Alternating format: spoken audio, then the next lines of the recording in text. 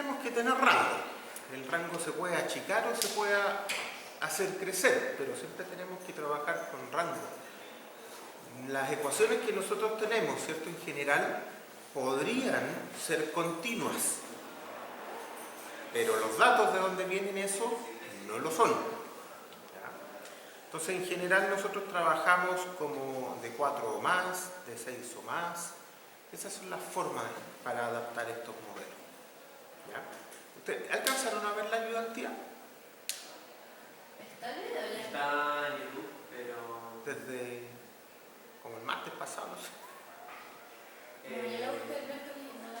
¿No está? No, la ayudantía creo que se subió ayer, antes de ayer.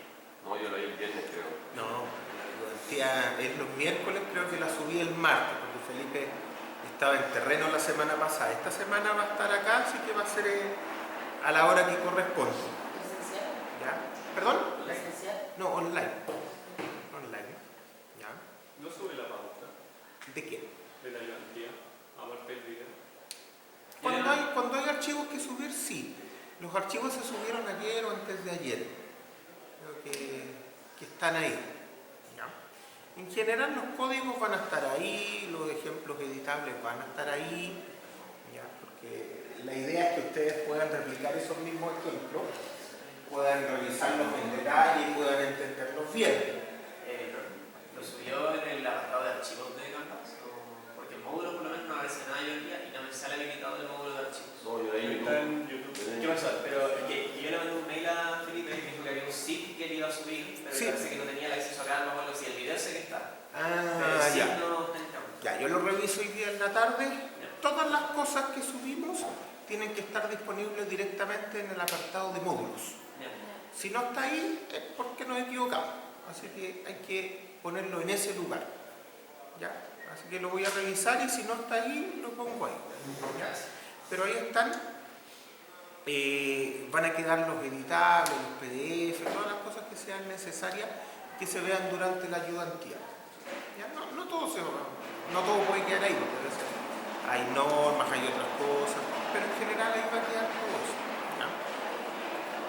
Estos ejercicios que yo les di para la tarea 1, ejercicios muy fáciles, ¿ya? Y la idea es que ahí se metan a ensuciar las manos y póngale números para ver qué sale. Y si sale pura lecera, me cuentan. Esa es la forma. Todos los ejercicios en general van a estar bien calibrados. O sea, si a usted le sale una tontera, lo más probable es que se haya equivocado. ¿Ya? Y nos preguntamos. Yo creo que lo más útil es que manden las preguntas a Felipe, pero con copia a mí, para darme la posibilidad de responder si es que lo veo antes. ¿Ya? En general, cuando respondo, también respondo con copia a Felipe, para que quede claro que ya fue respondido. Eso. ¿Pero por mail? Por mail. Sí. Quiero que una duda de la pregunta 2, que es lo último que siguió en la clase pasada, que es hay que tener los parámetros del modelo Richard y después hay que ver las probabilidades. ¿Cómo se utilizan las fórmulas de probabilidad? Que me sé algo y me dan probabilidades que son muchísimo mayores a 1. Claro, eso es raro. No debería ser. Por eso A ver, nosotros tenemos solo una ecuación. Solo una ecuación para el modelo Gutenberg-Richter que nos da la probabilidad acumulada. A ver, no me ve. Ahí sí, ya, ahí te pongo. Ya. ahí está. Por aquí es la cosa. Uy, me fui muy atrás. Ya. Acá. Tenemos dos ecuaciones. Esa, que es la probabilidad acumulada, ¿cierto? Y eso es bien importante, es acumulada. Y esta es la función de densidad de probabilidad. Ahora, rápidamente nos vamos a estas ecuaciones que son las que realmente nos sirven, porque esta es la función de probabilidad acumulada acotada, que es el modelo que nosotros tenemos que usar siempre, acotado por arriba y por abajo. M0, ¿cierto?, es la magnitud mínima de la muestra que nosotros vamos a considerar, y M máximo es la magnitud máxima de la muestra que vamos a considerar. Por eso que las probabilidades, cuando yo cambio la muestra, o cambio los límites, que sería para el caso, va a cambiar. tiene que cambiar. Ahora, ¿qué significa esta cuestión? Eso es lo más importante. Dice, probabilidad acumulada de qué? Dice, de que una magnitud, ¿cierto?, sea menor que eso, sujeto a que esa magnitud esté dentro del rango. Ya, o sea, lo que me sale acá, ¿cierto?, es la probabilidad de que la magnitud sea menor que algo. O sea, si a mí me piden la probabilidad de que un evento sea mayor que cierta magnitud, en realidad lo que yo puedo calcular con esto es la probabilidad complementaria, que sea menor a esa magnitud. Por lo tanto, después yo lo que tengo que hacer es decir, bueno, 1 menos el valor que sale acá y voy a tener la probabilidad de que la magnitud sea mayor que tanto. ¿Ya? Esa es básicamente la única forma en que se puede usar esta ecuación. Nosotros esta clase, ¿cierto?, vamos a continuar con el tema de amenaza, porque a lo que queremos llegar es a entender un poco cómo se evalúa una medida de intensidad del tipo S sub A para después hacer el diseño estructural. ¿Ya? Y todas estas cosas que estamos viendo son una parte solamente del total. ¿Ya? Entonces a mí me interesa mucho que ustedes entiendan más o menos los conceptos. No vamos a hacer análisis de amenaza, eso es para otros cursos más complejos, pero sí me gustaría que se entienda bien qué es eso y de qué depende. Ese es el objetivo que vamos a tener acá. ¿Ya? Ya. Echémosle para allá. Habíamos terminado, ¿cierto?, la clase anterior. Yo les mostraba que Poulos, ¿cierto?, en el año 2019, se dio la lata de hacer las calibraciones Gutenberg-Richter para distintas zonas, ¿cierto? Aquí alguien dirá, oye, pero ¿cómo partió la zona? ¿Eso es arbitrario? No es tan arbitrario, ¿ya? Pero lo importante acá es mirarla un poquito y entender, por ejemplo, que la zona 1, la zona 2 y la zona 3 probablemente estén ampliamente gobernadas por fenómenos que son interplaca. Y las zonas 4, 5, 6 y 7, bueno, las 4 quizás todavía interplaca, pero las zonas 6 y 7, por ejemplo, están gobernadas por fenómenos que son más intraplaca, que se pueden producir en esos lugares. Ahora, lo importante es que este caballero hizo, ¿cierto?, el trabajo y aquí calibró todos los parámetros Gutenberg-Richter de esas zonas. Por eso les decía que cuando uno haga un análisis, ¿cierto?, y quiera hacer un análisis de amenaza, también es bastante válido dar por hecho que esta información ya está disponible. Se puede citar, se puede ocupar. Por cierto que se puede verificar y se pueden mejorar los catálogos, ¿cierto?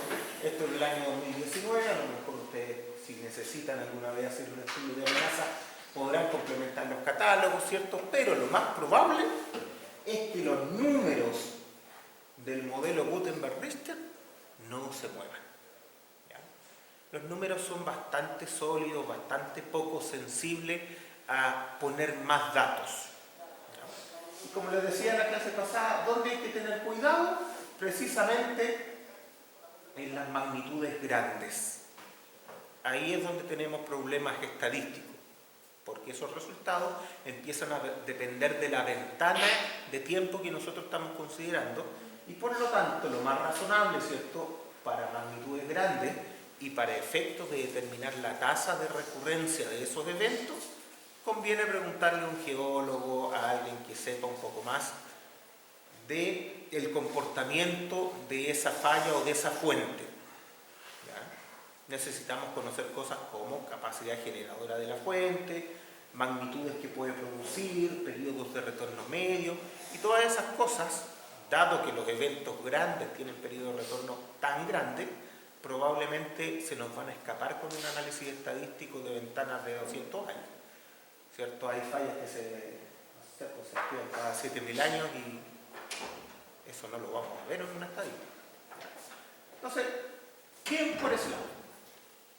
Pasamos a lo siguiente. ¿Qué es lo siguiente? Ya estábamos relacionando la tasa anual con la magnitud. Esa era la relación que me da el modelo Gutenberg-Richter. Tasa anual de ocurrencia de eventos asociados a una magnitud mínima o máxima, si quiero, ¿cierto? ¿Qué es lo que me queda relacionar ahora? Ahora nos queda relacionar los eventos, ¿cierto?, o su probabilidad de ocurrencia con una ventana temporal. Para eso lo que se usa mucho es el modelo de Poisson, que es lo que tengo ahí. No vale la pena meterse en el detalle estadístico de esto porque ese es el modelo y de ahí para adelante basta usarlo. Alguien lo estableció como bueno y ahí está. ¿Qué es lo que sí vale la pena comentar? Que el modelo de Poisson, que es absolutamente aceptado para los análisis de amenaza, tiene un tema,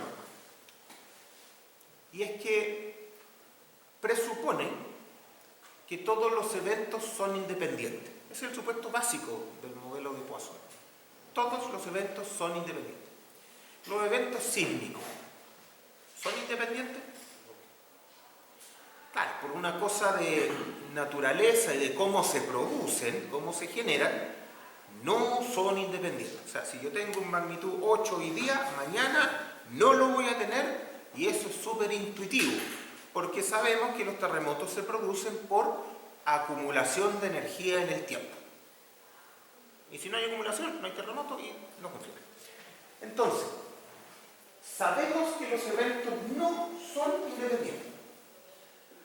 Pero el modelo temporal de Poisson estadísticamente se ajusta muy bien al fenómeno sísmico y se ocupa. Se ocupa por eso. O sea, si bien la premisa básica, que es que los eventos que estoy analizando sean totalmente independientes, no se cumple, sí se acepta por su capacidad numérica. ¿Ya? Su ajuste numérico es muy bueno. Ahora, dicho de otra manera, pero es la misma cosa, se trata de un modelo que no tiene memoria. ¿A qué me refiero con eso? Que los eventos son independientes, pero ¿en qué repercute eso? En que, utilizando este modelo, yo no voy a ver cambios en la probabilidad de ocurrencia de un evento si es que hoy tengo un evento grande. El modelo no lo va a ver y me va a decir que la probabilidad del próximo evento grande sigue siendo la misma.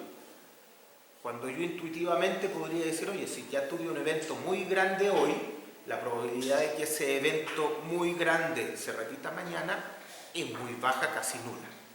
¿Ya? Eso es intuitivo. Y eso lo podría detectar un modelo con memoria, que hay algunos. Pero en la práctica realmente no se usa.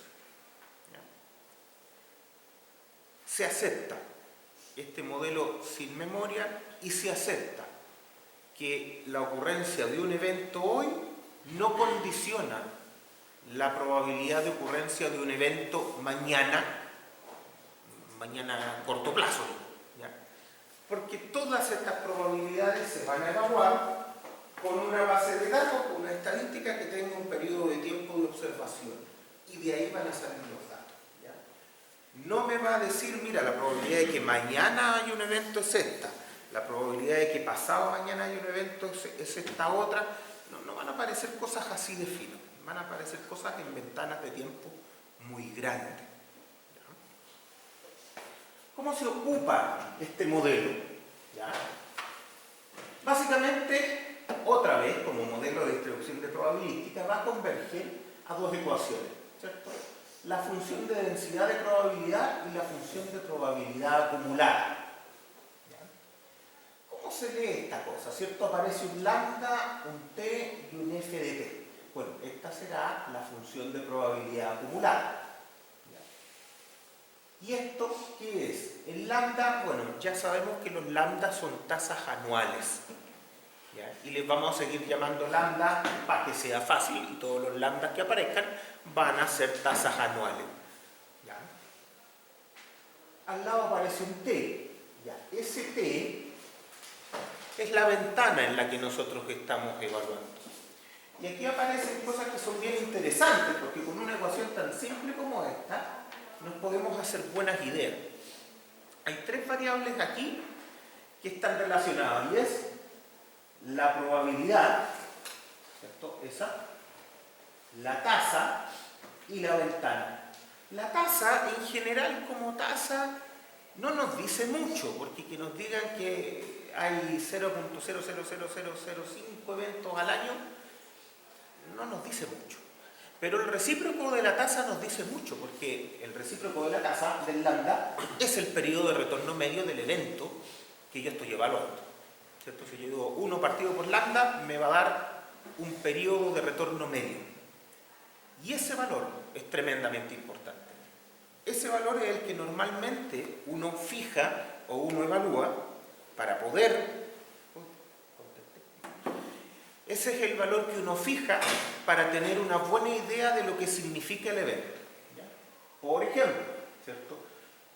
El típico cálculo que nosotros hacemos o el típico cálculo que nosotros escuchamos en la norma, que nos dice, bueno, ya lo voy a leer, dice, calcular el periodo de retorno para una aceleración, la que sea, que tiene una probabilidad de excedencia del 10% en 50 años. Bueno, ese es el nivel estándar para el que nosotros diseñamos. Es un nivel estándar internacional, ¿cierto? El terremoto del 10% en 50 años. Claro, si metemos ese 10% en 50 años, ¿cierto? Lo metemos acá. Primero, lo único que me queda por despejar es el lambda. Despejo el lambda y me da esa cuestión de ahí. Un número que es bastante mudo, no sé muy bien lo que significa. Pero el recíproco es el periodo de retorno medio.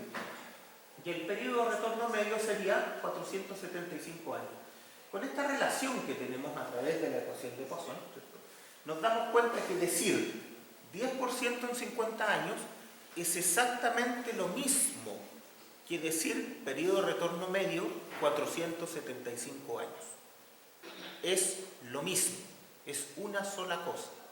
Personalmente creo que decir periodo de retorno 475 años individualiza mucho mejor el evento que decir 10% en 50 años. ¿Ya? Pero se ocupan ambas cosas de manera relativamente indistinta. ¿Por qué es tan importante darse cuenta de esto? Porque con esto yo me voy a empezar a dar cuenta que a lo mejor 10% en 50 años es exactamente lo mismo que decir, no sé, 2% anual. A lo mejor tengo que hacer la ecuación, tengo que despejar. Pero lo que me interesa es que el periodo de retorno va a seguir siendo el mismo. Y eso es lo que me da el evento. ¿Ya? Entonces, cuando quieran saber si algo es mayor o menor, porque, claro, saber, bueno, 10% en 50 años, 2% en 100 años, ¿qué es más exigente? Al principio no es tan claro. Pero si uno lo mira desde el punto de vista del periodo de retorno medio, es evidente que eventos que tengan mayor periodo de retorno medio son más exigentes. ¿Cierto? No hay muchas vueltas que darle, es bastante intuitivo. Entonces, ¿Mayor periodo de retorno medio? Mayor periodo de retorno medio ¿Sería un evento más grande? son eventos más exigentes. Sí. ¿Qué son los parámetros A y A sub 0? O sea, parámetros. A y A sub 0, ya. Aquí estamos pensando que esas son aceleraciones. ¿Ya? Que la aceleración es mayor que una aceleración definida. Son aceleraciones. En general a nosotros nos va a interesar trabajar con pseudoaceleraciones. Esa es la medida de intensidad que nosotros vamos a querer evaluar para diseño. ¿Ya? ¿Sí? Respecto a esas de pseudoaceleración, por ejemplo, la tarea nos pide pseudoaceleración, entonces tenemos como las informaciones y de ahí las transformamos con el omega a aceleración. Es igual que en dinámica. Veamos las preguntas de la tarea al principio del próximo módulo. ¿Ya? Va a seguir con esto y de ahí para que no queden grabadas las ayudas para los que no vienen. Ya. Bueno, en general nos movemos en las pseudoaceleraciones. ¿Por qué son tan importantes las pseudoaceleraciones? Porque son el parámetro de diseño estándar que nos entregan las normas. ¿Ya? ¿Será el mejor parámetro de intensidad? No sé. Pero es el que se ocupa. Y es bueno, y es suficiente. Estamos calibrados en nuestros códigos para usar ese valor. Ahora, ese valor tiene un significado o quiere tener un significado. En general, el valor de diseño más estándar es una demanda análoga, equivalente, parecida a un evento que tenga un periodo de retorno 475 años, que es más o menos lo mismo que decir que tenga una probabilidad del 10% de excedencia en 50 años. Eso es lo que se estila internacionalmente como un nivel de diseño estándar. Podría ser otra cosa, sí, perfectamente. Podría definirse de otra manera, sí, podría definirse de mil maneras distintas. Pero se eligió esa definición. ¿Por qué se define esa definición? ¿Por qué se elige esa definición de manera tan arbitraria quizá? Tiene un origen. ¿Ya? Y ahí cada persona le podrá dar distintos orígenes porque esta cosa no es la verdad absoluta. Pero antiguamente se daba por hecho que la vida útil más o menos de la estructura era como 50 años, más o menos. Hoy día tenemos claro que no, que las cosas duran hasta que se caen, ¿ya? O hasta que alguien las bota. ¿Ya? Pero una vida útil razonable eran 50 años. Entonces se trataba de decir, bueno, ¿cuál será el evento que tenga un 10% de excedencia en la vida útil? Así se trataba. Y hoy día también hay algunas interpretaciones que van de la mano de eso, y claro, hay estructuras que son temporales o que van a tener un periodo de exposición menor que 50 años, a lo mejor cabe ajustar la demanda de diseño, ¿cierto? No es lo común, pero a lo mejor cabe. También al revés, estructuras que tengan una vida útil notablemente mayor que 50 años, que hay muchas, a lo mejor también cabe ajustar, ¿cierto?, esta probabilidad de excedencia. Y eso lo ajustamos con otros factores, que también vienen en las normas. ¿Ya? Pero en el fondo, si ustedes quieren saber por qué esos 50 años y no otro valor, normalmente es una herencia, un resabio de los 50 años de vida útil estándar que también se tenían antes. ¿Ya? Démosle más tiempo. Este es un modelo, ¿cierto?, también de ocurrencia temporal, como el de Poisson, pero que sí tiene memoria. ¿Ya? Simplemente se los muestro, pero no espero que lo ocupen, yo creo que lo ocupan los que lo inventaron, y quizás ni ellos, pero existen. Sepan que existen modelos con memoria, que no ocupa nadie, ¿ya? Pero existen. Atenuación. Vamos a conversar un poco sobre las famosas leyes de atenuación, a los más viejos, que después se dejaron de llamar leyes de atenuación porque salió alguien y le dijo, pero es que a lo mejor no atenúan.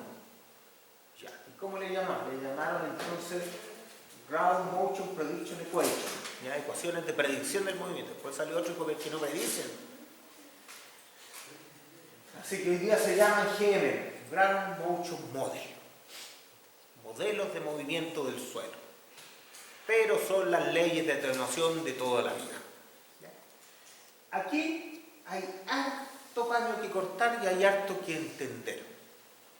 ¿Qué es una ley de atenuación? Yo que soy viejo me voy a referir a ellas como leyes de atenuación, pero son los que he leído.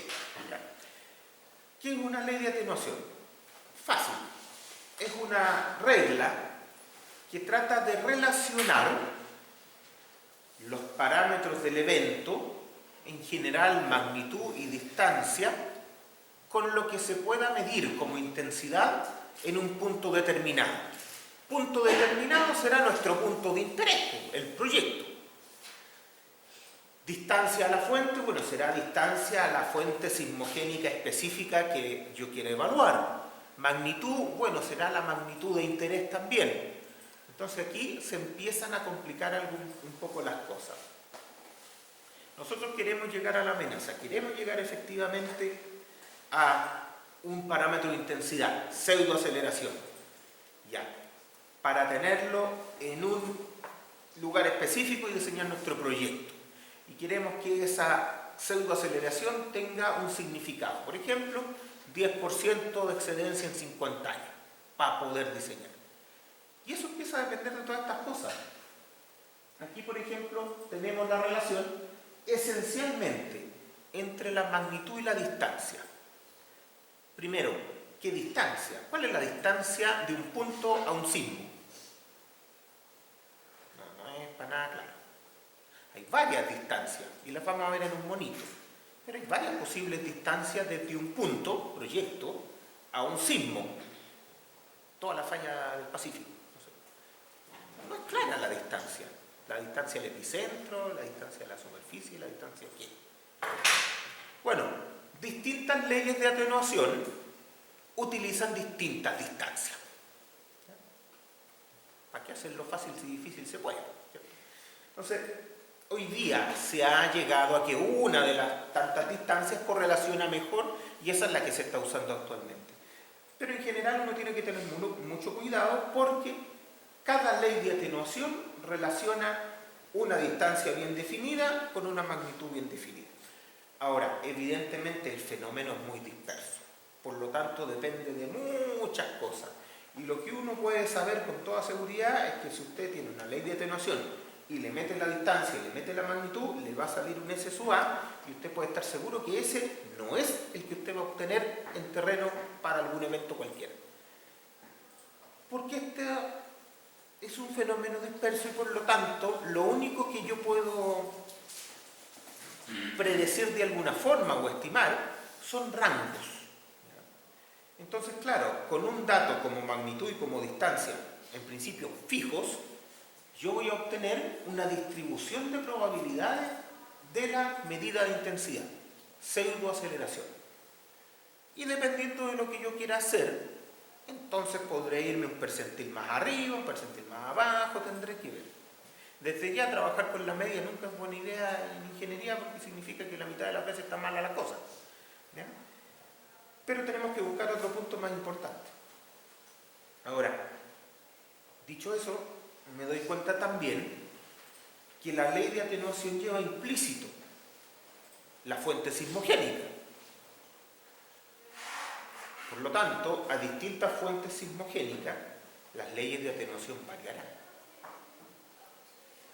O sea, yo no puedo usar leyes de atenuación que se han definido para una sismogénesis de Estados Unidos, por ejemplo, del oeste de Estados Unidos, para calcular o evaluar alguna amenaza en Concepción, que tiene una sismogénesis súper distinta, que es la subducción del Pacífico. Tendré primero entonces que buscar leyes de atenuación que están en todos los colores, en todos los sabores, y todos los autores tienen una. Tendré que buscar una que se ajuste a mi modelo. ¿Ya? Entendamos que las leyes de atenuación son modelos matemáticos calibrados específicamente a partir de una base de datos. Por lo tanto, yo tendré que elegir, no nos vamos a poner a derivar leyes de atenuación, pero sí tendré que elegir una que sea suficientemente buena para modelar el fenómeno muy local que a mí me interesa. Yo sé dónde está mi proyecto, por lo tanto conozco las fuentes sismogénicas que tengo que considerar, que hay a la redonda, y entonces a partir de esas fuentes sismogénicas tendré que elegir leyes de atenuación adecuadas, suficientemente adecuadas, que representen ese fenómeno en particular y no otro. Por ejemplo, tendré que preocuparme de que las leyes de atenuación, que desde ya digámoslo, no es una la que uno ocupa varias. Ya aquí los modelos se empiezan a complicar cada vez más porque necesitamos modelar toda la incertidumbre que tiene el problema, que es mucha. Entonces tenemos que usar varias leyes de atenuación. Y tendremos que elegir aquellas que sean mejores, y este de mejor es súper discutible, para el lugar donde yo estoy trabajando. Ese es el objetivo de la ley de atenuación, o sea, modelar bien el fenómeno local. Y para eso yo tengo que tener claridad absoluta de cuál es el fenómeno local para poder elegirlas.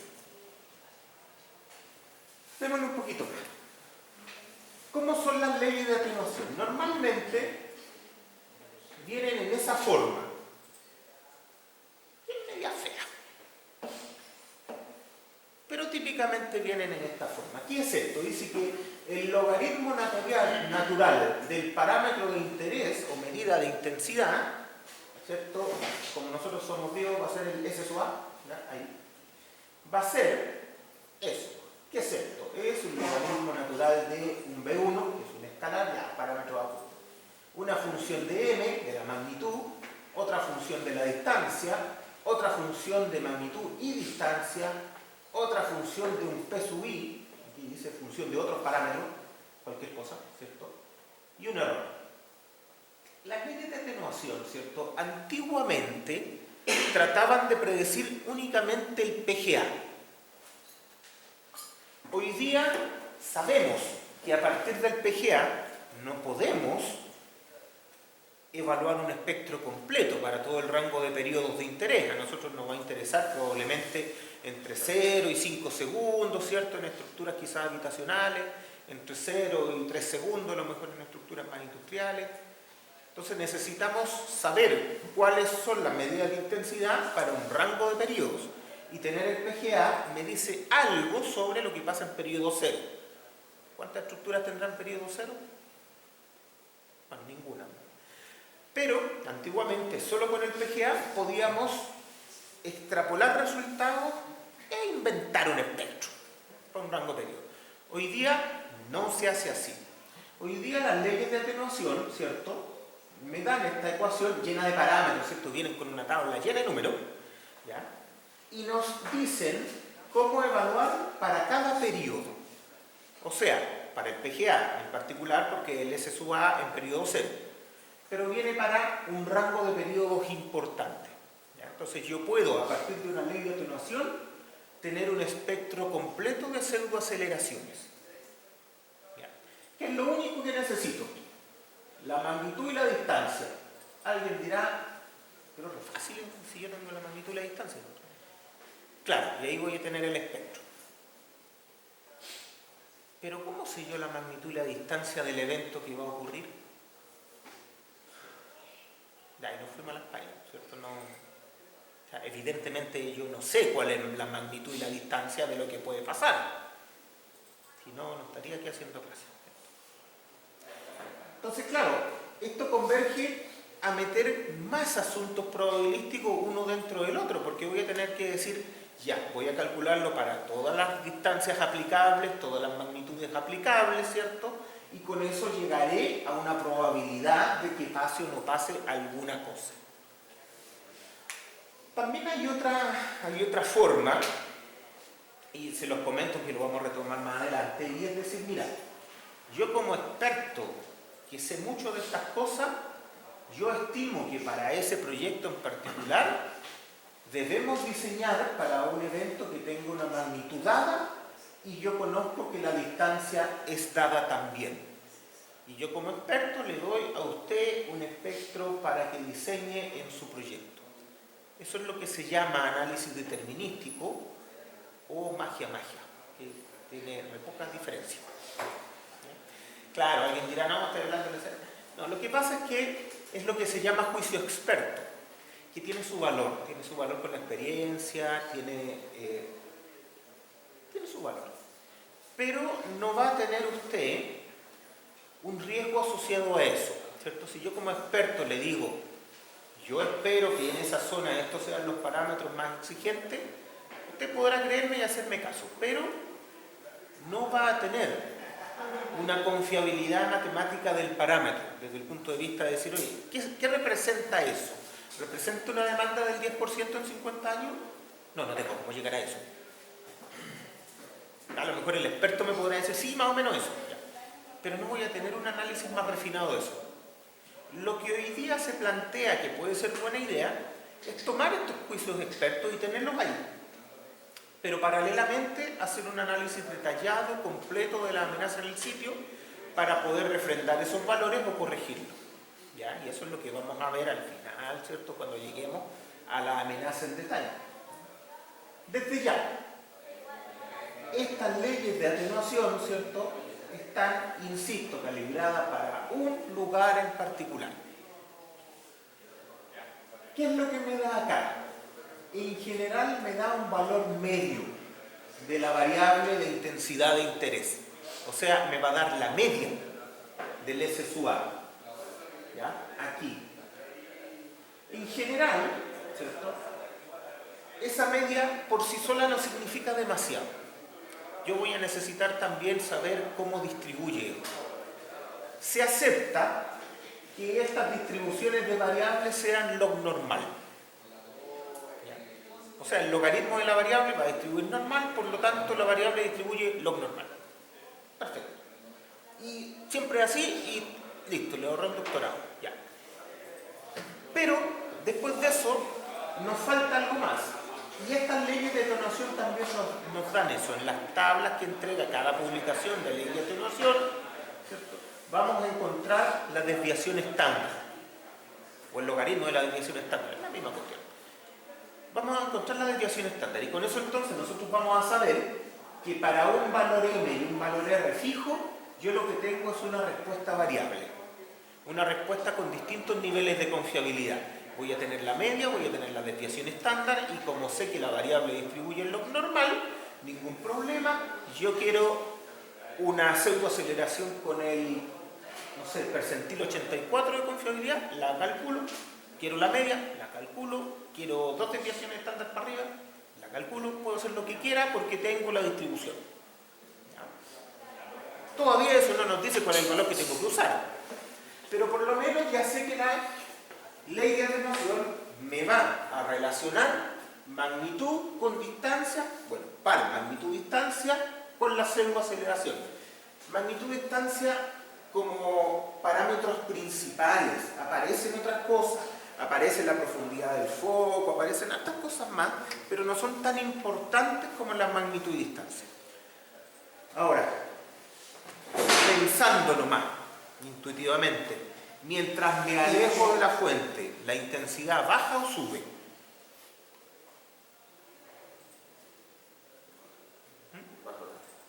Debería bajar, ¿cierto? Eso es lo intuitivo, lo lógico, porque la energía se va disipando con la distancia.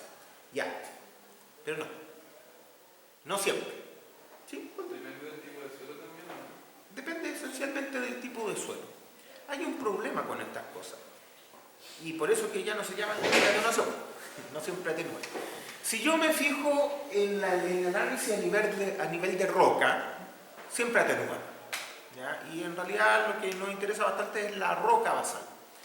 Pero después de la distancia, ¿cierto?, y todas estas ondas que van por la roca, después esos movimientos que están a nivel de la roca basal, la verdad es que como tales no me sirven. A mí me sirven en la superficie, porque en la superficie voy a poner la estructura, ¿cierto?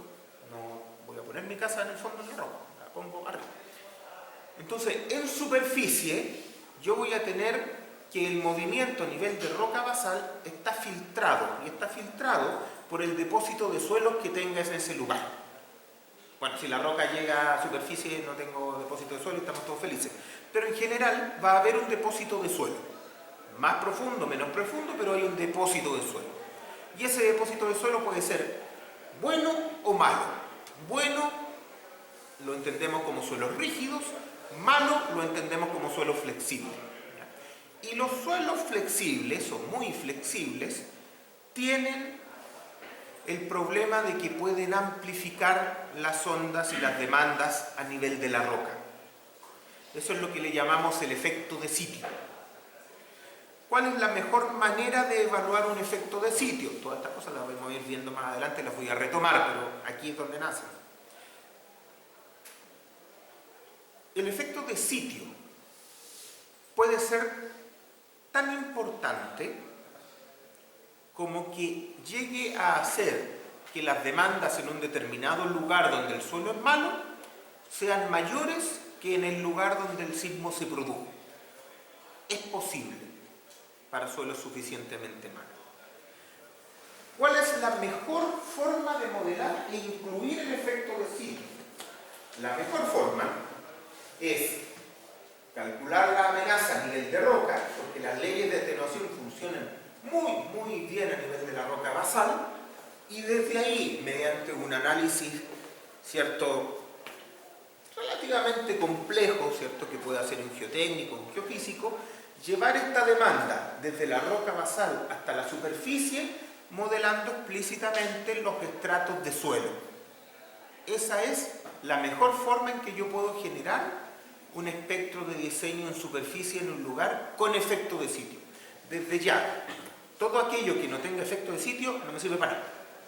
El efecto de sitio puede ser grande, chico, pero tiene que estar. Un espectro o un análisis de amenaza en roca no me sirve para proyecto, para diseño, ¿ya? Salvo que la roca esté en superficie, ¿ya? Y ahí el efecto de sitio es cero, pero siempre tengo que tener el efecto de sitio. Bien, este análisis local, ¿cierto? El efecto de sitio explícito es caro, tengo que llamar a otro especialista. Una amplia mayoría de veces no se justifica tanto por lo que puedo llegar a obtener y por lo tanto no es común que uno lo haga realmente, ¿ya? Cuando ustedes compren estudios de amenazas, tienen sus proyectos, ¿cierto? Y llamen al viejito para que haga su estudio de amenaza y se los venda, lo más probable es que no tenga un efecto de sitio explícito. ¿Dónde creen ustedes que es más importante el efecto de sitio? ¿Dónde lo voy a evaluar bien? No me están escuchando. ¿Dónde el efecto de sitio tiende a ser más importante? No solo random. En suelos blandos. En suelos blandos es donde yo tengo que tener mucho cuidado por las potenciales amplificaciones que hay.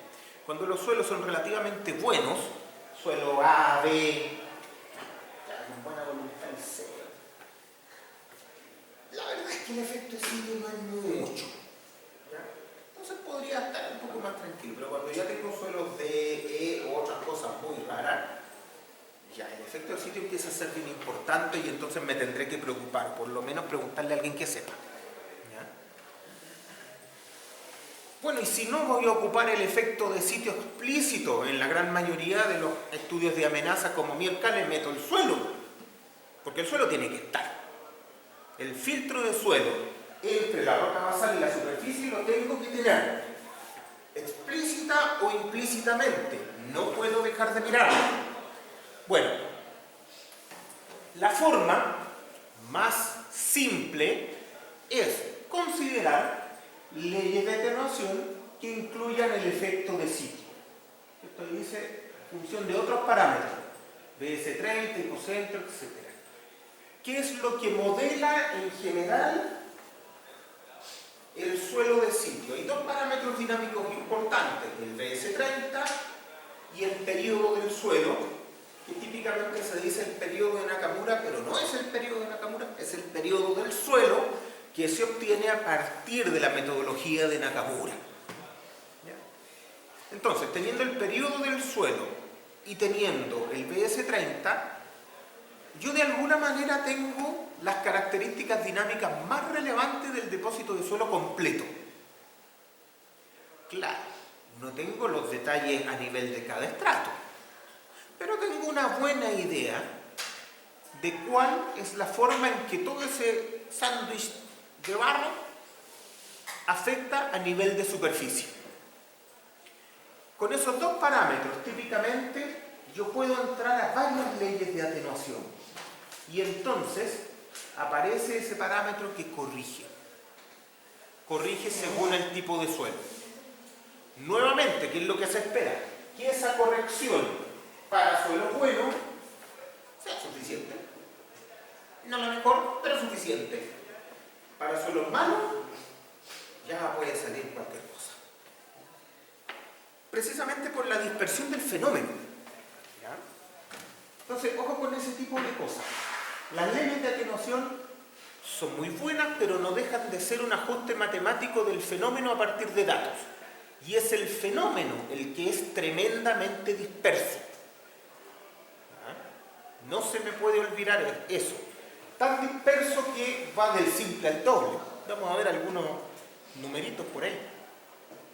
¿Ya? Entonces, ojo con eso. Cuando veamos leyes de atenuación, cuando usemos leyes de atenuación, porque las van a tener que usar, se las voy a dar de tarea, sepamos que son una muy buena herramienta, pero hay que tomarlas con pinzas. Las distancias, yo les decía, ¿qué es el R? La distancia. ¿La distancia qué? Al signo. ¿Y cuál es el signo? Bueno, depende del autor. Aquí tenemos varias, ¿cierto? Supongamos que tenemos ahí nuestro proyecto o el punto donde queremos evaluar. Tenemos distintas distancias, veamos, ¿cuál es la de 1? De 1, la distancia aquí, es como... No, el hipocentro está, ¿no? No, el hipocentro está acá. Por eso la 3. Ahí está la de 3, ya, el hipocentro. Ahí tengo la primera distancia, que es bien razonable, ¿eh? Que es bien intuitiva, o sea, al primer punto donde partió la ruptura. Tiene sentido, tiene harto sentido. Pero hay otra. Tengo el D2. ¿Qué es el D2? Ah, es a la proyección en superficie del hipocentro, o sea, al epicentro. Que para terremotos profundos esta cuestión puede ser tremenda. Para terremotos superficiales como que se parece, pero para terremotos profundos puede ser mucho. El D3, ya, a la sección de mayor rugosidad. Vaya a saber uno cuál es, pero es.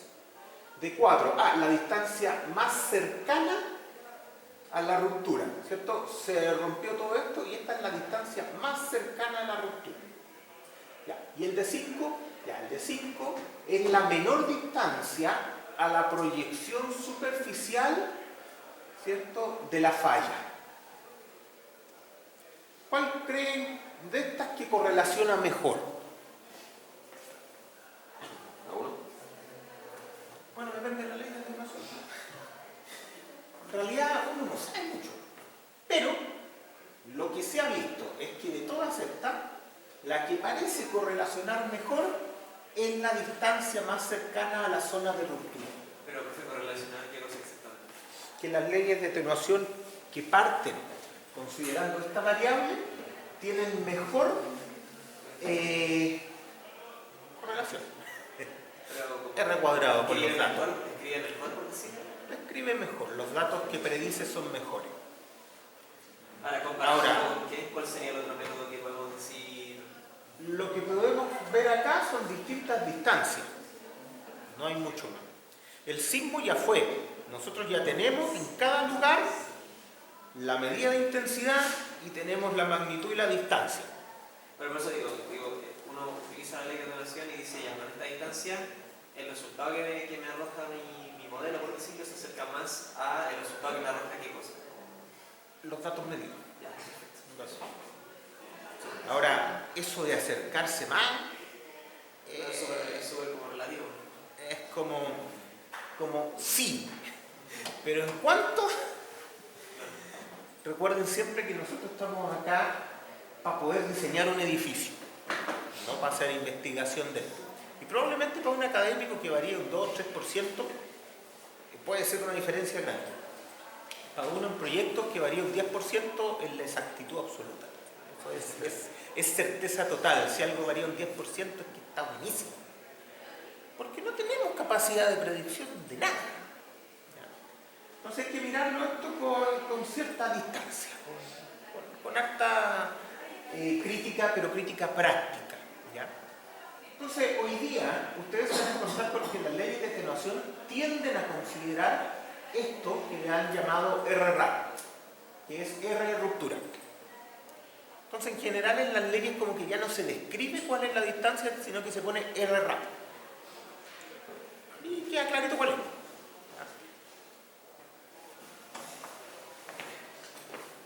Reclamando aquí. Recuerden la otra. Entonces, tenemos aquí el tema de las distancias. Vamos a tener una magnitud que caracteriza el evento, vamos a tener una distancia que depende de la ley, pero sabemos que el R-RAP es como ahí ya el niño símbolo de usted. ¿Ya? Aquí, por ejemplo, tengo un cuadrito con varias leyes de atenuación.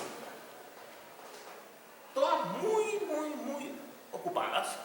Todas muy buenas, ¿cierto? Démosle un minuto. Este cuadrito se lo rodea con chelas del año 2017. La primera, Ruiz y Saragón, ¿cierto? El profesor Saragón y Ruiz, excelente. Arán Notable, ¿cierto? Contreras y Boroche, Proyecto Sara, Bastida y Montalva, Idini. Pensemos en un evento en Chile. ¿Cuáles son las que usted usaría? ¿Y por qué?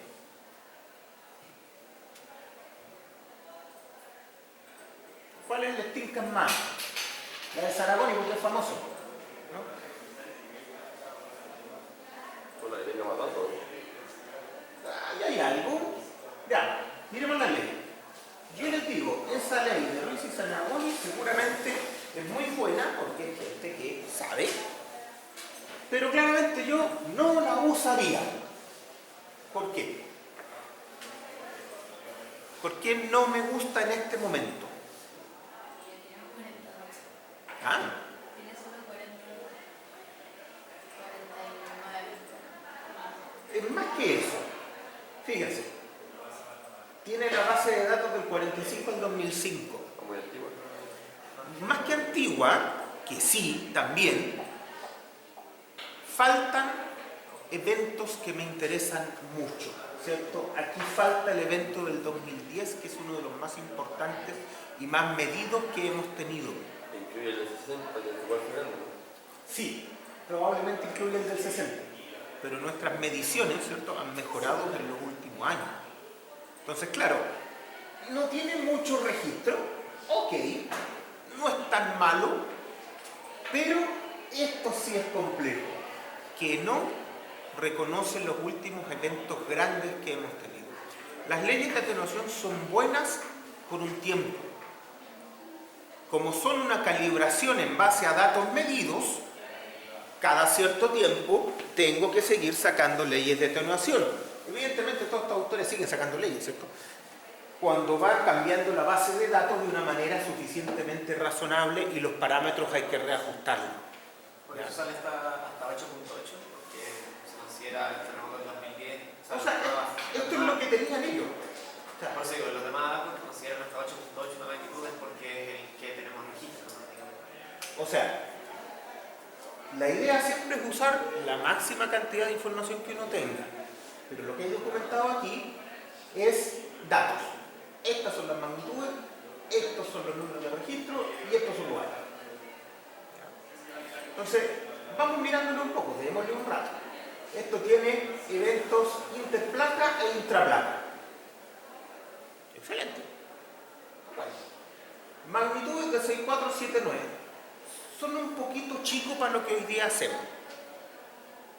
Por lo tanto, yo tendría dudas, a lo mejor si esta ley de atenuación puede predecir eventos mucho mayores. Pero también hay un punto a ver ahí, y lo podemos saber, pero en este momento pregunta, es como, a ver, aquí yo digo, el evento del 2010 me falta. Pero me falta porque estoy pensando en que mi proyecto está en una zona donde el evento del 2010 fue importante. A lo mejor si estoy en una zona cubierta por esta ley, donde el evento del 2010 no fue importante, esa ley vuelve a estar vigente y razonable para uso. ¿Se fijan? Esto no es blanco o negro. Esto es qué necesito hacer, dónde estoy, cuáles son las fuentes, y entonces veo cuál es el abanico de potenciales herramientas que puedo usar y me quedo con las mejores. Las mejores no van a ser siempre las mismas. Depende de lo que yo esté usando. Más abajo, ¿cierto? Contreras y Boroche. Del 85 al 2010 están usando. Entonces ahí incluyen el terremoto del 2010, ¿sí? Y en el rango que sale la distancia, desde los puntos hasta donde fue el sismo, por decirlo, una distancia relativamente corta para lo largo que es la costa que tenemos con la placa. Entonces, ¿la placa se comporta en todas las partes igual de Chile o en el norte puede tener comportamientos diferentes? El fenómeno subductivo es el mismo. Los datos que uno pueda extraer de lo que pasa en el terreno pueden ser distintos. Absolutamente.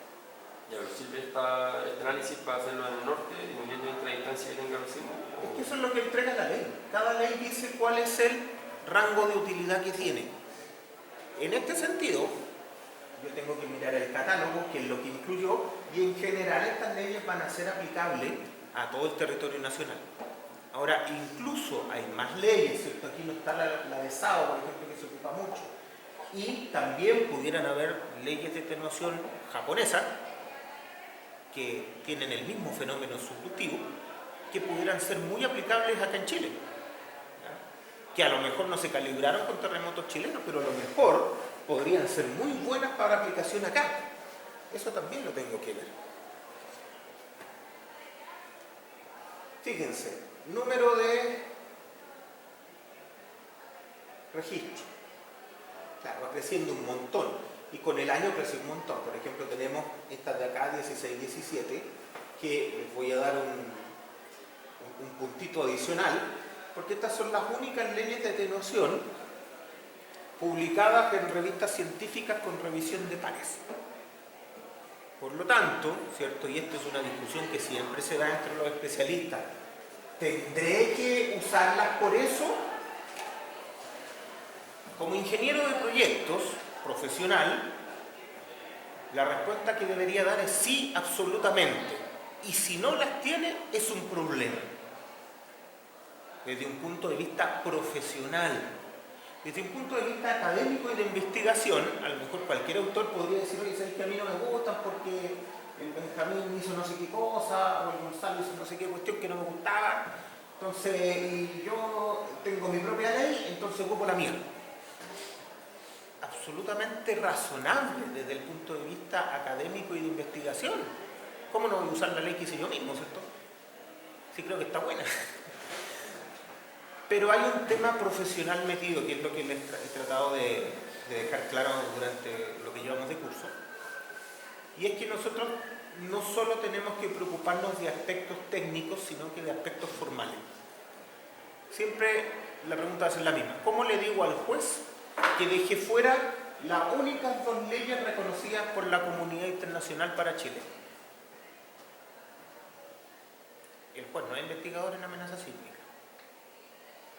Es difícil explicarlo, ¿cierto? A lo mejor podría darle menos peso después en el árbol lógico, que se lo voy a contar más rato. Ya. Pero no usarla está complicado. Está complicado. Fíjense. Gonzalo Montalva. 279 interplaca, 191 intraplaca y 7 corticales. Ya, una base de datos gigante. Benjamín y Dini, 184 interplaca e intraplaca. Estas son las dos que están suficientemente validadas internacionalmente, publicadas, etcétera, etcétera, y toda la cosa, ¿cierto? Ya las antiguas papas, esas son. ¿Serán las mejores? No sé. Pero aquellos que tienen que validarlas y aprobarlas lo hicieron. Eso es lo que sí sé.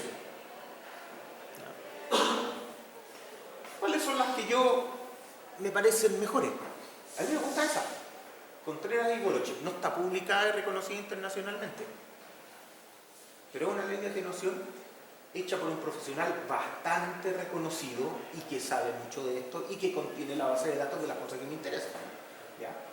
¿Son las únicas que yo usaría? No, podría usar más también. Lo que digo es que a lo mejor no dejaría de usar esas. Claro, alguien dirá, bueno, ¿y qué tanto? Si se calibraron con los mismos terremotos, estas cuestiones, ¿será igual la ley de atenuación? Pues dará lo mismo. No. Ese es el gran problema de estas cosas. Fíjense, la misma ventana de año, distintas bases de registro, magnitudes, podemos andar por ahí. Y el resultado final fueron leyes súper diferentes. ¿Habrá una mala y una buena? No.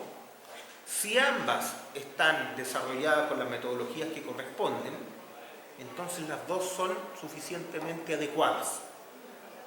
Claro, el problema es que nos dan resultados que ni se parecen, pero las dos son suficientemente adecuadas. ¿Cómo resolvemos esos problemas? Bueno, hay que seguir más adelante para verlo, pero aquí la idea es simple. Las leyes de atenuación vienen en todos los colores, todos los sabores y todos los idiomas. Usted puede sacar libros de leyes de atenuación y son inagotables. Cuando va a elegir, tiene que fijarse cuáles son buenas para su lugar específico de estudio. Si usted va a hacer un proyecto en China, en Japón, probablemente la de Montalva y la de Dini no sea la mejor. Tendrá que buscar por allá. Entonces, ojo con la representatividad de estas cosas. ¿Ya? Eso es lo que interesa, la representatividad. La ley de Contreras y Goloche, usted la puede encontrar acá, ¿cierto? Ahí les dejo el link. La forma, ahí está. Este es el logaritmo en base 10, no es logaritmo natural, pero es lo mismo. constante, constante por magnitud, constante por H, que será, me imagino, el hipocentro, constante por R, menos 8 ahí y 8 allá. Ya, tiene factores de ajuste. Bien, esa es la forma de la ley. Y como sabemos, esta cuestión debe distribuir log normal. Cuando la aplico, me da este tipo de cosas, ¿cierto? Siempre cuando uno pone puntitos son los datos y cuando pone las líneas son la predicción. Alguien dirá, oye, pero es que los puntos no andan ni cerca de los datos. Bueno, depende. Depende. Usted está tratando de reproducir un fenómeno de una naturaleza tremendamente dispersa con una ecuación. Entonces, usted tiene una probabilidad de achuntarle, pero no va a predecir el número. Y eso hay que entenderlo súper bien. Estos ajustes son buenísimos porque el fenómeno es muy disperso. ¿Ya? Benjamín y Dean. Y ahí está la ley de atenuación. Gonzalo Montalvo. Y ahí está la ley de atenuación. Estos monos, ¿cierto? Que me los robé olímpicamente del paper de Montalva, nos muestra un poco estas cosas. Veamos, démosle un minuto a esto. Dice, aquí está la aceleración espectral, ya, el S sub A, muy bien. ¿Y qué hay para acá? PGA, ya, parece que para acá están los periodos. Dice, sí, periodos, claro. Los periodos, la pseudoaceleración, estos son los espectros. Los espectros de pseudoaceleración de toda la vida. Excelente. Está en escala logarítmica, eso sí para los dos lados, que no nos gusta mucho, pero ya. Entonces, ¿qué hay acá? Dice, aquí tengo un magnitud 6,5 con distancia 25 y un magnitud 8,5 con distancia 25. Ya. ¿Cómo se mueve respecto a la magnitud? A 25 kilómetros, ya, ahí veo las diferencias, se ven claritos, el rojo está más arriba, parece que es bien razonable. Veamos el que está más lejos acá. Siempre son 6,5 y 8,5, pero este está a 150 kilómetros. Lo primero, ¿alguien dirá estar más o menos donde mismo? No, no están donde mismo, fíjense. Esta es escala logarítmica, está 0,1, 0,2, 0,3, 0,4, está como en 0,5 ese de ahí. Este está en 0,1, 5 veces más chico. 5 veces más chico a nivel de PGA. Por efecto de la distancia. Claro, y si leemos qué es esta cuestión, esto está obtenido en un sitio con BS30-300, que no es un suelo bueno, es un suelo ahí, no es roca, ¿cierto? Roca de 800, 900 metros por segundo, por ahí para arriba, un suelo más o menos. Entonces, se fijan, aquí sí pasa lo que uno espera que pase, ¿cierto? Con el periodo, esta cosa tiene una zona de amplificación, después baja, y con la distancia va bajando. Ya, esto tiene absoluto sentido. Ahora, ¿qué son estas cosas? Claro, son la predicción de la ley de atenuación. Y esa predicción tiene una probabilidad, no es un dato. Cada punto acá es una distribución que yo puedo darle algún significado. ¿Sí? Me quedé con el BS30 que primero no entiendo, o sea, sé que es un parámetro del suelo, pero no entiendo bien a qué se refiere y no sé qué es bueno y qué es malo. O sea, ¿Qué es un BS30? Sí. Bueno, el BS30 es el promedio de la velocidad de onda de corte en los 30 metros superficiales de cada sitio, cada depósito del terreno. Por lo tanto, caracteriza solo los 30 metros superficiales. ¿Será bueno o malo? En general la gente está muy de acuerdo en que es malo. Pero es un valor que podemos medir de manera muy fácil en todos los proyectos. ¿Ya? Mientras más profundo se hace más complicado. Ahora, también es natural pensar que el suelo, cuando va aumentando la profundidad, va mejorando de calidad. Por una cosa de consolidación solita, ¿no es cierto? No pasa siempre, pero es razonable pensar que siempre son los estratos superficiales los más molestos, los más blandos, los que pueden tener problemas, los que se pueden licuar. Ya, los estratos más profundos tienden a ser estratos que se llaman competentes, con buena rigidez y buena resistencia. Entonces, por eso medimos esas cosas a nivel de superficie.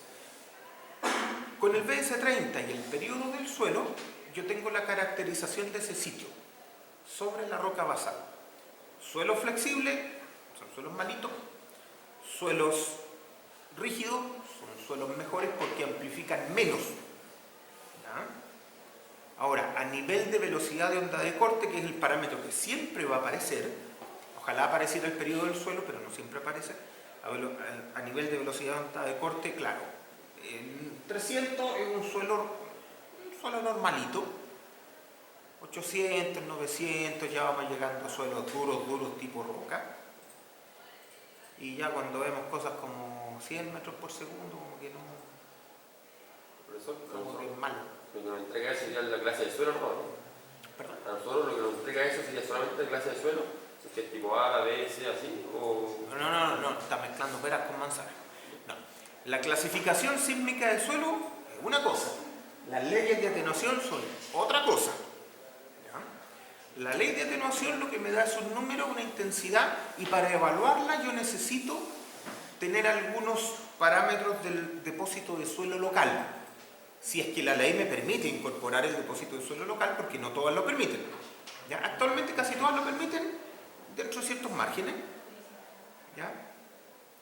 Y yo incorporo el depósito de suelo con esos parámetros que son del suelo. Cuando yo quiero clasificar sísmicamente el suelo, necesito los mismos parámetros, pero ahí yo lo voy a clasificar en suelo A, B, C, D, para posteriormente, con esa clasificación, usar los parámetros que la norma trae para definir un espectro de diseño. ¿Ya? Aquí estamos bastante más atrás todavía de llegar a la norma. ¿Ya? Entonces, para evaluar esto, en general, magnitud-distancia. Para corregirlo por depósito local de suelo, se trae este periodo del suelo, son los parámetros más comunes. ¿Ya? Distribución, distancia, fuente, sitio. Ya relaciono magnitud-distancia con medida de intensidad, eso es bueno. Ya relacioné los periodos de retorno, ¿cierto?, con las ventanas temporales. Ya relacioné las magnitudes con las tasas anuales. ¿Qué es lo que me queda? Relacionar la distribución, distancia, fuente con sitio. ¿Ya? ¿Qué modelos probabilísticos me pueden salir de tener distancias a sitios de distintos tipos? Ya. Puedo tener un sitio siempre un punto, para efectos de estas cosas. Pero la fuente puede ser una línea, puede ser un plano, puede ser una superficie media rara, pueden ser distintas cosas. La fuente sismogénica puede ser cualquier cuestión. En general, ¿cierto?, uno la asimila bastante a una línea cuando se trata de terremotos superficiales, por la falla tipo San Ramón, cosas así. La subducción del Pacífico como que se parece mucho a un plano. Alguien dirá, no, pero no es un plano. No, pero como es una subducción, yo la podré aproximar por varios planos diferentes, ¿cierto? No tendrá que ser uno, a lo mejor son 20 planos, ¿cierto? Dependiendo de qué zona yo esté mirando. Pero parece que con esto, con líneas, algunas superficies, como que con esto ya estoy pensando en que son todos los tipos de fuentes sismogénicas que pueden existir. ¿De qué se trata esto, cierto? Por ejemplo, supongamos que la fuente sismogénica es la línea roja y supongamos que el sitio es el sitio. ¿Qué es lo que me interesa aquí? Es llegar a conocer cuál es la probabilidad de que el sismo tenga una cierta distancia. No es tan intuitivo, parece. Pensemos, esta es la fuente y yo quiero saber cuál es la probabilidad de que R adopte un valor específico. ¿Cómo lo hago? Bueno, para empezar, el R tiene que estar entre el R mínimo, ¿cierto?, que es la distancia acá, y el R2. Claro, porque para R's menores que R mínimo no hay probabilidad. La probabilidad de que el R sea eso es 0 porque no llega a la fuente. Y si el R es más largo, tampoco llega a la fuente. Entonces no, tengo un rango, ¿no? O sea, lo que yo voy a determinar acá va a funcionar para R entre R mínimo y R2. Fuera de eso, no tiene sentido. Entonces aquí ya aparece una cosa intuitiva, y es decir, a ver, si R está entre R mínimo y R2, ¿cierto?, entonces podrá estar por ahí. Entonces, la probabilidad es de que adopte este valor, pudiendo adoptar cualquier valor. Ahora, si la distancia está entre R mínimo y R1, se puede producir ahí o se puede producir acá. Entonces, ya estoy viendo que la probabilidad de que el R, o cuando el R esté entre R mínimo y R1, es mayor que al estar entre R1 y R2. Porque tengo más soluciones. Bueno, este ejemplo en particular se resuelve fácil y las funciones que dan son esas. No me voy a meter en el detalle, las voy a dar por conocidas porque las derivan en todos los libros. Pero sí les voy a contar que la forma de resolver esto numéricamente es tremendamente fácil. Y lo van a ver en la ayudantía. Básicamente, por lo menos la forma en que lo van a ver en la ayudantía es decir, mira, voy a tomar esa fuente, la voy a dividir en puntos que estén distribuidos de manera uniforme, y ese es el método de Monte Carlo, ¿cierto? Por ejemplo, 1.000.000 de puntos que están ahí dentro, ¿ya? Y que están distribuidos aleatoriamente pero con una función uniforme. Y después yo calculo la distancia fuente-sitio de todos los puntos.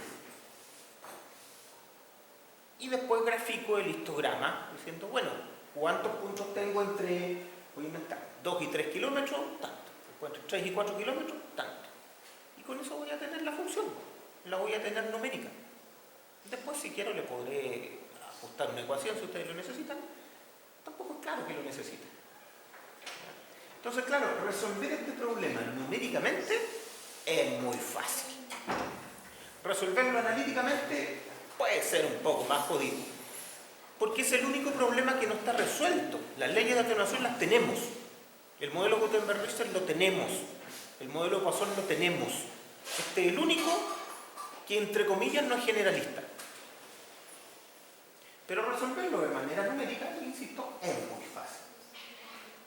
Aceptemos por ahora que la función de densidad de probabilidad cuando tengo una recta y un sitio puntual es esta. Para el R menor que R1 me da eso, y para el R mayor que R1 me da eso.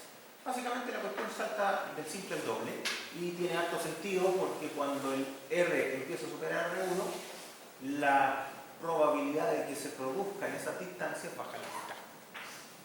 ¿Cierto? Esa parte sí es intuitiva. Entonces aquí tenemos la solución lista para ese tipo de fuente y no para otras. Pero para ese tipo de fuente la podemos considerar conocida. Claro, para la fuente tipo plano depende de la inclinación del plano, si el punto está en el plano, depende de más cosas. Por lo tanto, no hay una ecuación tan simple como esta. ¿Ya? Pero numéricamente se puede resolver, ¿cierto? Y, tengo aquí el modo. Esto lo van a resolver en la ayudantía. Pero, ¿qué puede pasar? Ahí está el sitio, por ejemplo, aquí está la fuente sísmica superficial, una línea. Aquí está una fuente sísmica tipo plano, pero esto, ¿cierto?, no necesariamente está muy lejos de ese plano. ¿Y qué cosas me salen? Si la resuelvo de manera numérica, como se lo acabo de describir, me sale esa función. Claro, el que dirá que omega tiritona acá, bueno, le pongo más puntos y quedará más suavecita, pero la idea es más o menos clara. Si tengo la fuente ahí y una fuente tipo plana más acá, ¿cierto? En principio, dentro del mismo plano, me pueden salir distribuciones de ese tipo. Y ya lo más generalista, que puede ser la subducción del Pacífico, que es un plano acá y un sitio que no está en el mismo plano, sino que esta cosa es 3D, hago el mismo ejercicio y me puede salir una distribución probabilística de este tipo, que es bien fea. Pero parece que ya no hay más casos, porque cualquier otro caso lo puedo discretizar en estos casos. Entonces, desde el punto de vista teórico, por lo menos, el problema ya está resuelto. Es este. No les voy a pedir que hagan eso en la prueba, no se preocupen, pero quiero que lo entiendan. ¿Ya? Puedo generar mi distribución fuente-sitio, pero tengo que tener en específico el sitio y en específico la fuente. No es un problema general. ¿Ya? Claro, porque estos valores y formas podrán variar dependiendo si la fuente o si la distancia es muy grande, si la distancia es muy chica. Hay un montón de posibilidades de variar acá. Bueno, se lo dejo para la ayudantía. Ahora nos metemos a la amenaza y aquí la cuestión se pone complicada. ¿Ya?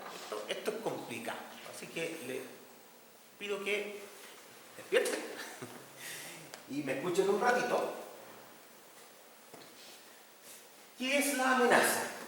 Primero, la amenaza lo que quiere es encontrar esta medida de intensidad, ya para diseño, en un sitio específico, a partir de todos los datos que hemos visto desde que partió este tema que fue la clase anterior. Integrando en principio toda esa incertidumbre en todas las variables, eso es en principio, porque después vamos a ver que hay maneras de evadirlo. ¿Ya? Y lo primero es entender que aparecen términos que no son amenazas. Por ejemplo, riesgo, vulnerabilidad, cumplimiento normativo o similares. Ya. Nada de eso es lo que nosotros vamos a ver acá. La amenaza es un término normativo definido que tiene como sinónimo aceptado peligro o peligrosidad sísmica, pero no otra cosa. Y se los digo porque es bastante común que los clientes llamen y digan: oye, necesito un análisis de riesgo sísmico. Siempre eso. Y claro, la mayoría entendería que lo que necesita es un análisis de amenaza, pero no, al hacerle más preguntas, el cliente empieza a mostrar lo que realmente quiere, y como 8 o 9 de cada 10 veces no quiere un análisis de amenaza, quiere otras cosas que él cree que son eso. Se los menciono porque el término análisis de riesgo sísmico está tremendamente manoseado y normalmente para cada persona tiene un significado diferente, por lo que hay que preguntar harto. Hay gente que dice: no, mira, es que yo lo que quiero es que me digas si las estructuras pasan la norma, porque si no pasan la norma están en riesgo, y por eso es de riesgo. Ya, puede ser, pero no funciona así. ¿Ya? Todas esas otras cosas son términos que están bastante definidos también. Entonces, como en la práctica no siempre hablamos con la terminología correcta, vale la pena preguntar, sobre todo acá. ¿Ya? Normalmente, cuando uno le piden un espectro para diseñar, sí necesitan un análisis de amenaza para el proyecto, pero hay que establecerlo porque esto tiene alcance, ¿cierto?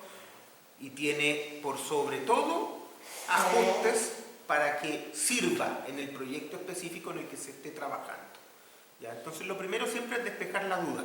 ¿Necesita el cliente un estudio de amenaza? ¿Necesita que yo le vaya a dar el espectro para que diseñen ese proyecto? ¿O necesita otra cosa que él cree que es amenaza? ¿Ya? Normalmente necesita otra cosa. Alguien dirá: bueno, para tener el espectro que necesito para diseñar en cada sitio, ¿siempre tengo que hacer análisis de amenaza? No, no siempre tengo que hacer. ¿Es buena idea? Siempre es buena idea. Cuando no lo tengo, yo me remito a lo que las normas me establecen, me dan, me regalan. Y en general nosotros vamos a tener un espectro para diseño sísmico entregado por las normas para casi cualquier lugar del territorio nacional, salvo excepciones. ¿Pensará uno que esa es la mejor representación de la amenaza en un sitio? No, no es la mejor representación de la amenaza en un sitio por razones obvias, porque tiene que ser representativo para cualquier lugar casi. Entonces, no es la mejor. ¿Es necesario el análisis de amenaza? La verdad es que mientras el suelo sea un suelo bueno, parece que no es tan necesario. Cuando el suelo se hace malo, empieza a ser muy necesario. ¿Ya? Siempre es bueno y es un aporte. Necesario, discutible, sobre todo en suelos buenos. ¿Ya? Bien, vamos a dejarlo hasta aquí, vamos a descansar 20 minutitos, volvemos a las 12:10.